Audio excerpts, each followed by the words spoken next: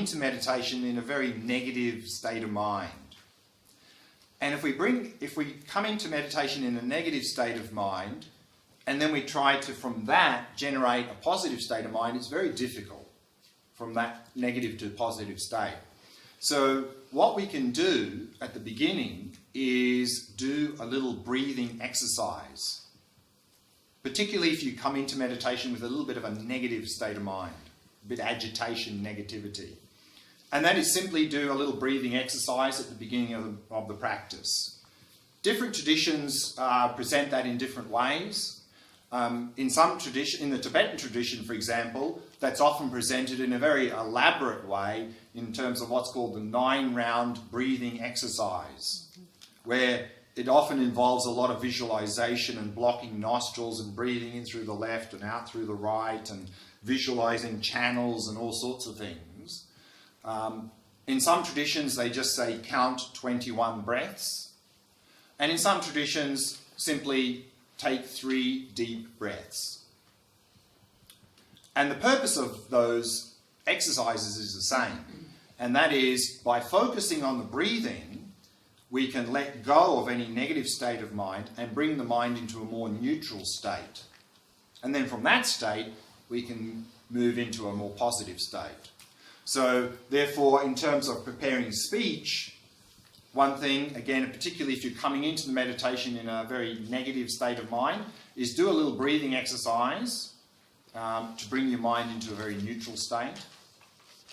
And then, of course, in terms of the breathing, to let the breath flow naturally. Particularly in the Shamatha practice, and particularly what we're going to do today by focusing on the breath as the object, there can be a natural tendency to control the breath, to try to control the breath. And often people think, oh, I need to make my breathing rhythmic, I need to make it subtle, I need to do this with it. That's not right, not going to work. So in this Shamatha practice, let the breath flow naturally. We're not trying to control the breath. We're not trying to make it rhythmic. We're not trying to make it subtle. We're not trying to make it deep. We're not trying to do anything with the breath. Just let it do its own thing. Because what often happens is people think, oh, I have to make it very rhythmic. I have to make it very subtle. And they try and do that. And then after a while they go, because they're not getting enough air in the lungs, because they're forcing the breath. So let the breath do whatever it wants. Of course, if we have very poor breathing habits, which many of us unfortunately have in our modern society, then outside of this practice we can do breath exercises to improve the type of breathing we do. But that's a separate thing. In the Shamatha meditation, just let the breath flow naturally, not trying to control it in any way. So that's a little bit about preparing speech. And then preparing mind, 2 points. One is that, of course, we're very often in the past and the future. Very rarely are we in the present moment. So in the meditation, in the Shamatha practice, then in particular at the beginning of the meditation is to really let go of any things dwelling in the past or jumping into the future. In particular, in this and most meditation practices, what often people do when they sit down to meditate, they're already jumping into the future. I wonder how this meditation is going to go. I hope it's going to be as good as yesterday's, although I don't know if I can do this meditation. Or they have a lot of expectation about what sort of experiences they're going to have. So we're already in the future, and that's going to create obstacles. So in particular in this practice, when we bring the mind into the present moment as part of the preparation, is if you notice any sort of expectation coming up about the meditation, hope or fear, hoping to get something, worrying about having some negative experience, just let it go, let it go, let it go, let it go, and just bring the mind into the present moment. And then, of course, to set a good motivation for the meditation as well. So these are some of the aspects of preparing body, speech and mind. If we prepare ourselves well for the meditation practice, then much better chance that it's going to go better. So we should not cut short preparation.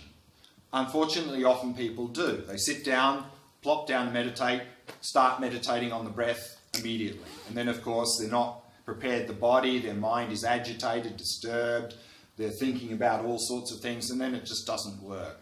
So don't cut that short. Take as much time as you need to prepare yourself well. Some days you may need to spend half your meditation session preparing yourself. That's okay. Other days you can prepare yourself more quickly. Whatever time it takes to prepare body, speech and mind, just do that, and then you'll find the meditation will go a lot better. So that's preparation. Any questions about preparation? Okay. What we'll do now is one or two more things before we actually do a meditation. And we're going to look at two things briefly. First, the qualities that we are trying to cultivate in this practice, and then what sort of objects should we focus on in this shamatha practice. So let's have a look at that now.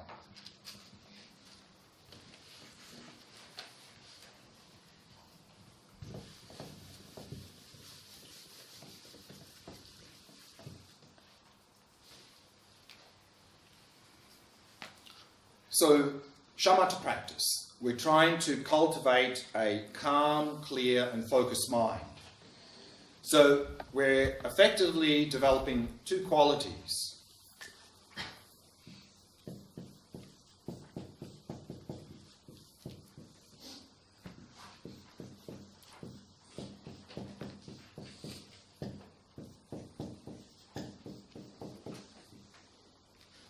The first quality we're cultivating in shamatha practice is stability, meaning a stable mind. To be able to focus on an object without becoming distracted. So, of course, the fault that we're trying to overcome here, to have a stable mind, is distraction.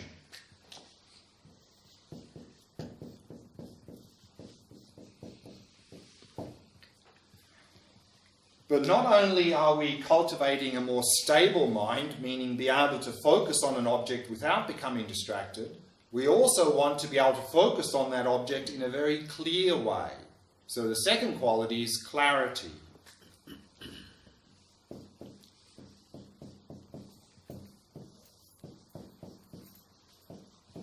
And of course, the fault that is stopping us having clear focus is dullness.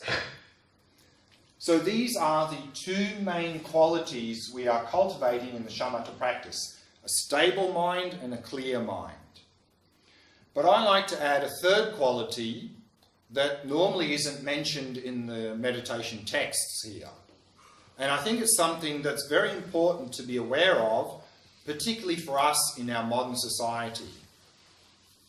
Because unfortunately in our modern society, we are bombarded by stimulus. We lead very fast-paced, hectic lives, constantly bombarded by stimulus, and it's getting much worse as technology advances with smartphones, with all sorts of bombarded by stimulus. So actually, our attention skills are going downhill, mainly because of these technological advancements. We're constantly distracted.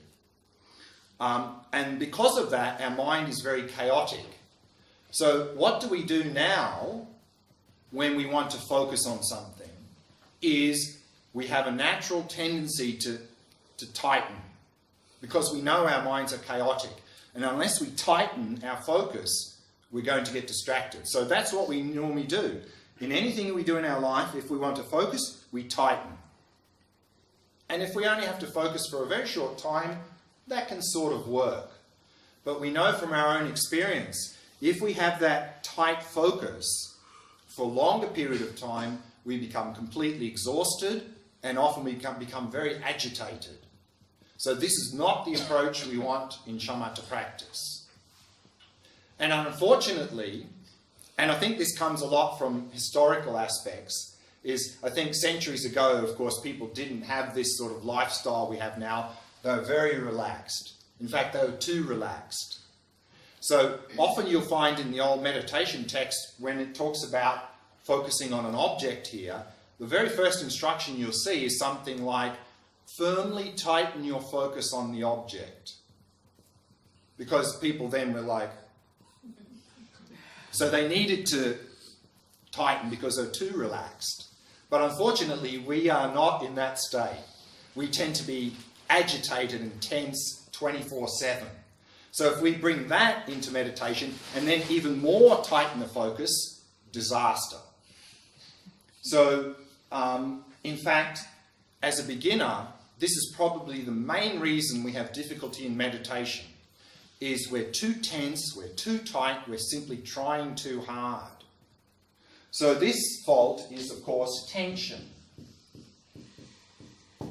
And of course, the quality we're trying to cultivate here, which I think centuries ago they didn't need to cultivate because they already naturally had it, was relaxation.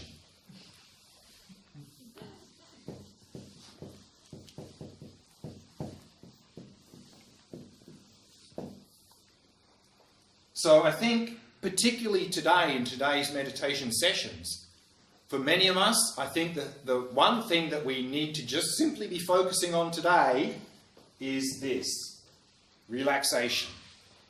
If at the end of these 2 days you have some idea of how to relax a little bit more, if that's all you've got out of these 2 days, fantastic. You've made a lot of progress.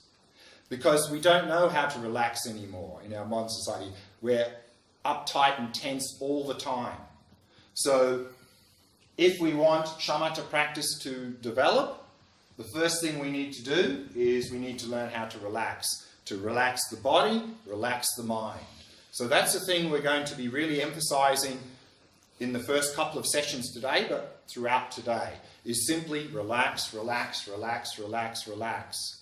Because if we can't develop a relaxed mind, then there's no way we're going to make our mind stable and clear in any effective way.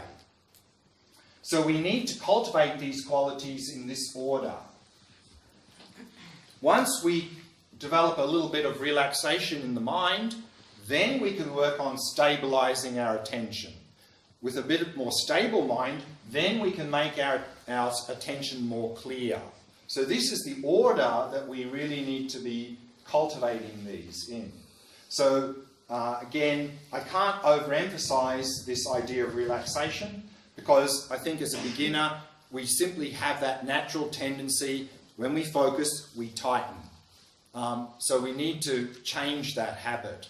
And we really need to learn how to focus in a relaxed way. So we need to retrain ourselves to develop the ability to focus with relaxation. So this is the sort of the key, I think, to shamatha practice. If we can do this, it makes it much easier to develop a stable and clear mind.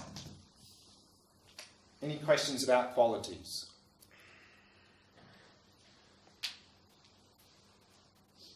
Okay.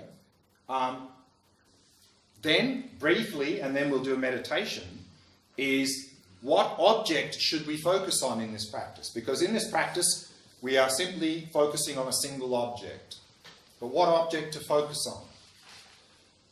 The meditation texts generally say, use the object that works best for you. And then the meditation texts give a long list of possible objects that you could use. Within that long list, in these 2 days, we're going to focus on 3 objects that I think, particularly for us in our modern society, are very beneficial, very helpful.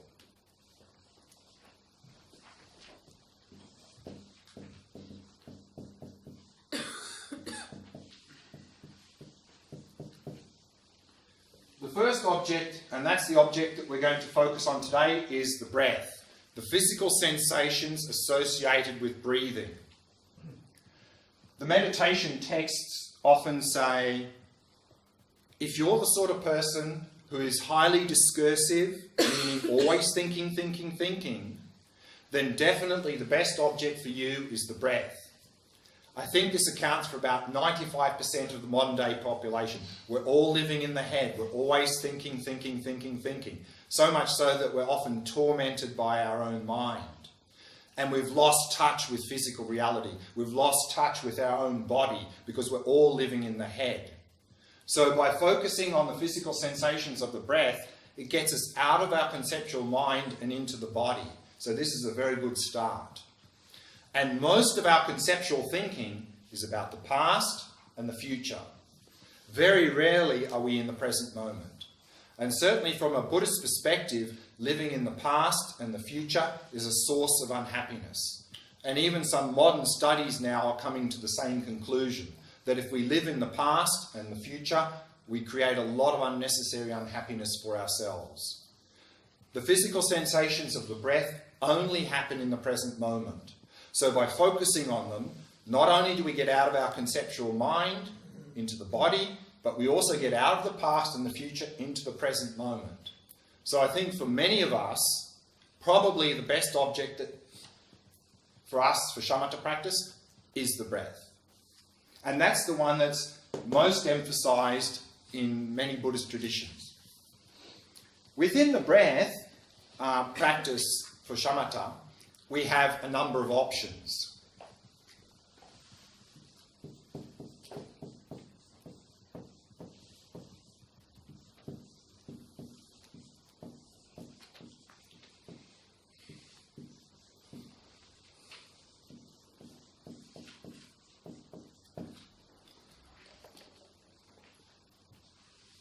The first is what's called the full body breath practice, and that is simply noticing sensations in any part of the body associated with the breathing. So that can be here in the area of the abdomen, the stomach, chest, anywhere. Just noticing sensations in any part of the body associated with the breathing. That's a very diffuse object.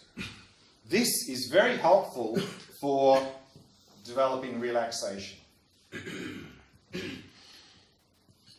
Another variation of the breath practice is to focus in the area of the abdomen, the rising and lowering of the abdomen as you breathe. Again, a fairly large area, and because of that, quite easy to focus on. So this variation of the breath practice is very good, helpful for stabilizing our mind, for developing stability.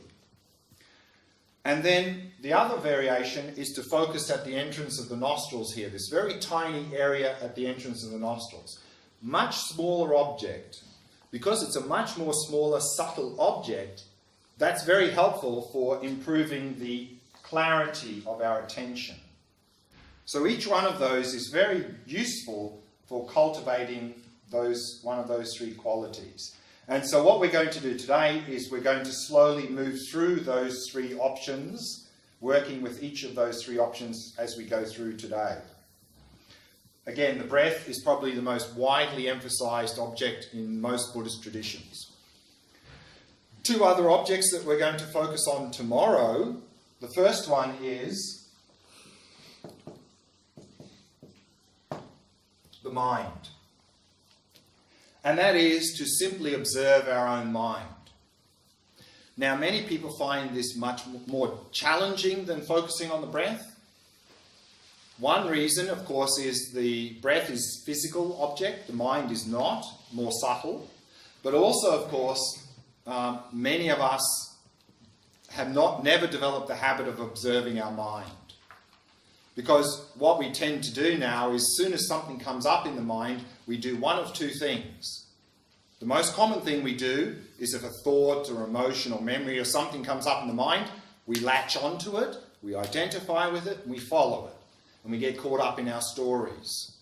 Or if it's something unpleasant that comes up and we don't know how to deal with it, the other thing we often do is stuff it back down, suppress it.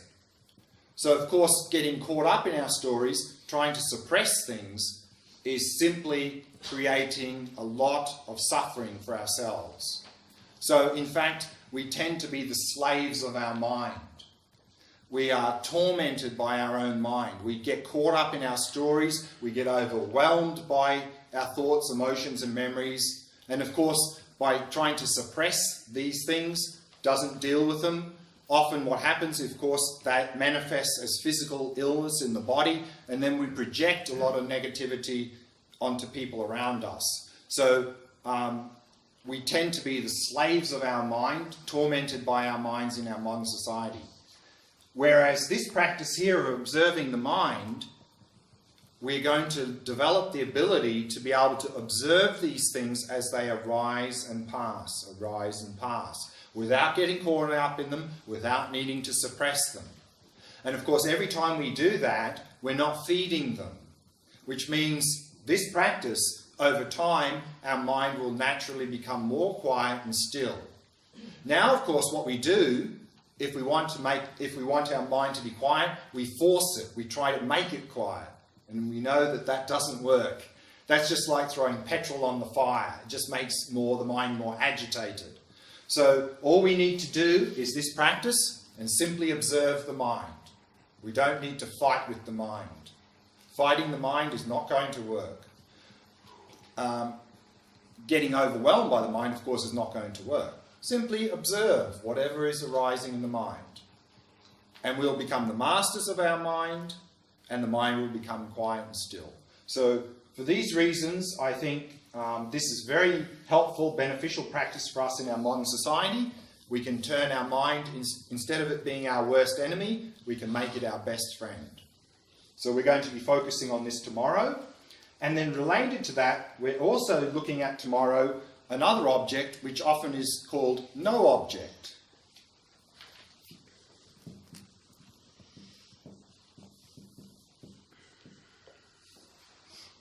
Sometimes this is called awareness of awareness.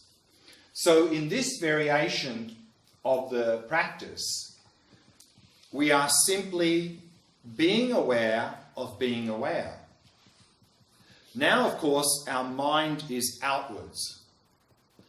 We're never inwards. So this practice, again, is very beneficial for us in our modern society, because now we get caught up in all sorts of appearances, and our mind contracts around these appearances. So our mind seems to be very small and constricted and very agitated. Whereas this practice here of no object, or awareness of awareness, is we're simply resting in the experience of being aware of being aware. And when we do that, we'll notice that our mind is very still, open and spacious. And if we can rest in that experience, then we can bring that into our daily life. Meaning, in the midst of all these appearances, we can be in that very still, open, spacious state and not get caught up in all these appearances. And also by resting in awareness, we get to have a feeling intuitively of the nature of our own mind. And of course, to realize the nature of the mind is vipassana practice. So this can lead us very easily into vipassana practice. So that's another benefit for this. So these are the objects we are going to be working with: the breath today, the mind, and awareness of awareness tomorrow. Any questions about that before we do our first meditation?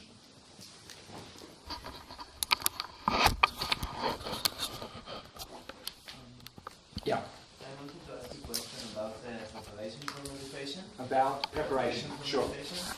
And in the part of preparing the mind, you were saying something about motivation. Right. Can you relate to it a bit more? Right. So again, important to have a good motivation in meditation. Now, the more expansive the motivation, the better. Of course, we can have a motivation of something like, I'm doing this for myself, which is for a good reason, which is good. But I think what can be very helpful in setting a motivation is not just think about ourselves, is that, yes, I'm doing this meditation to develop whatever qualities we're doing in the meditation, but we can also try to expand that out to include others. That I'm doing this also so that I can be of more benefit to others. And what you'll find is in your motivation, if you can include others in your motivation, then you'll find that if things get a bit difficult, more likely to persevere. Like in daily life, if we're just doing something for ourselves and things get difficult, it's more easy to go, oh, that's too difficult, I give up. Whereas if we're doing something for others and things get difficult, we're more likely to persevere. We're more, I'm doing this for others, so I need to really keep... So if you can bring in others into your motivation in some way, that I'm doing this not just for my own benefit, but for the benefit of the people around me or society or wherever you want, this can be very helpful. So that's what I can recommend, is in the motivation, always have that in mind, that I'm doing this not just for myself, but for the greater good sort of thing. Thank you. Okay, we're going to do a meditation now. The meditations we're going to do, we'll be doing 20-minute meditation, each of the meditations. In this meditation, I want to primarily focusing on preparation, to really work on preparation, spending some time on the preparation. And then in the actual meditation, I want to really just emphasize the relaxation, is just really work on the relaxation. So that's what we're primarily going to focus on this meditation. Preparing ourselves, body, speech and mind, and then working on simply relaxing. Okay? So if we can find a nice comfortable posture.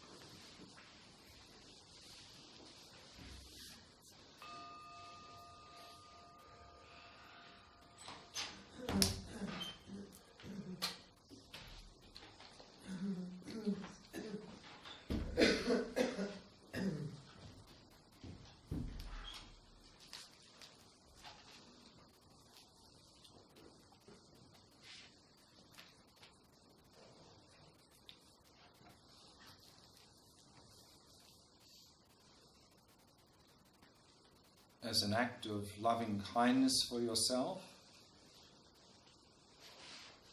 allow your awareness to descend into the body, filling the entire space of your body,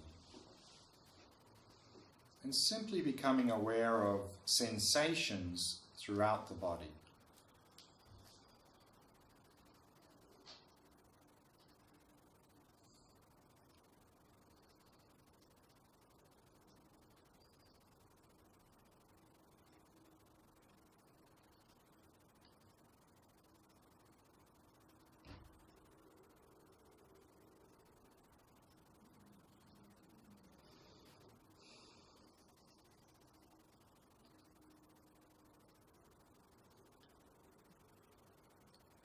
And if you notice any area of tightness or tension in any part of the body, then use the out-breath to relax and release that tightness or tension as best you can.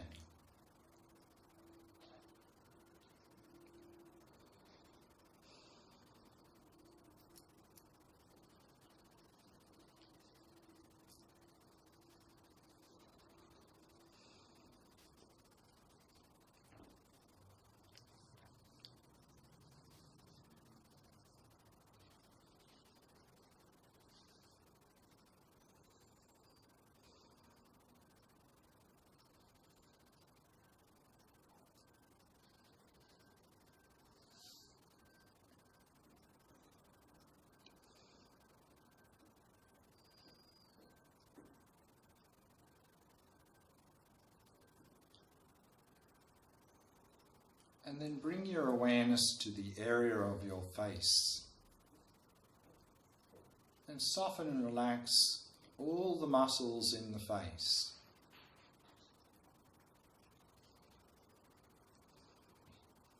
The mouth and jaw, soft and relaxed.